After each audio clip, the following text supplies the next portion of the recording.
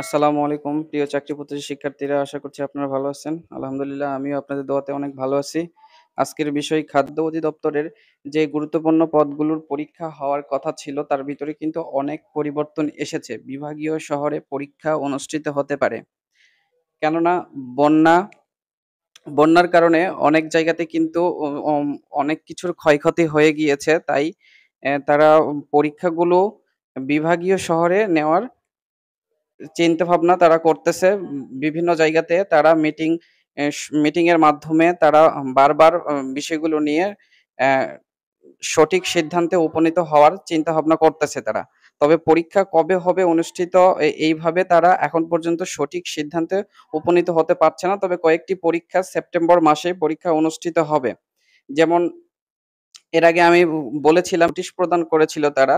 Officially তারা কখনো notice প্রদান করার আগে কিন্তু বারবার সবকিছু সিদ্ধান্ত হওয়ার পরেই কিন্তু জানিয়ে দেয় যে কখন তাদের পরীক্ষা নেওয়া সম্ভব।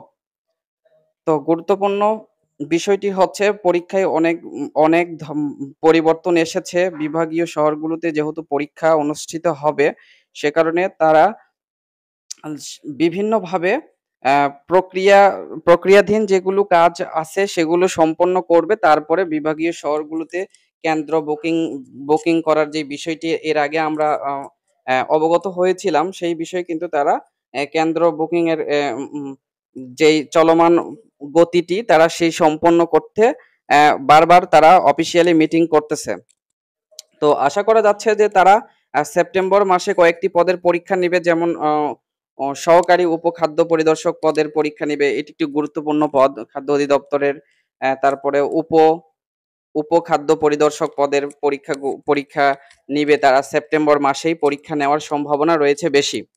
তাছাড়াও তারা হচ্ছে সেপ্টেম্বরে যদি কয়েকটি পদের পরীক্ষা নিয়ে নেয়, তারপরে অক্টোবর মাসে অক্টোবর মাসে আবার পরীক্ষা কয়েকটি পদে অনুষ্ঠিত হবে। পরীক্ষা হওয়ার কিন্তু কয়েকদিনের মধ্যেই রেজাল্ট দিয়ে দিবে। যেমন ৪, ৫ বা ৬ দিনের ভিতরে পরীক্ষার রেজাল্ট দিয়ে দিবে। তারপর মৌখিক পরীক্ষার পরে আপনাদের নিয়োগ সম্পন্ন করবে। তো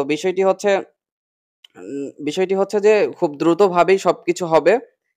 আরেকটু দেখুন, মহাপরিচালক কিন্তু এই যে নতুন যে প্রাক্তন মহাপরিচালকের গুণের তালিকায় কিন্তু মহাপরিচালক এই যে আরেকজন যুক্ত হয়েছে। এর আগে কিন্তু ইনি ছিলেন না। তো আশা করছি বিষয়টি সম্পর্কে আপনারা অবগত হয়েছেন। আপনাদের আর সময় নেই। সবাই ভালো থাকবেন। আল্লাহ হাফেজ।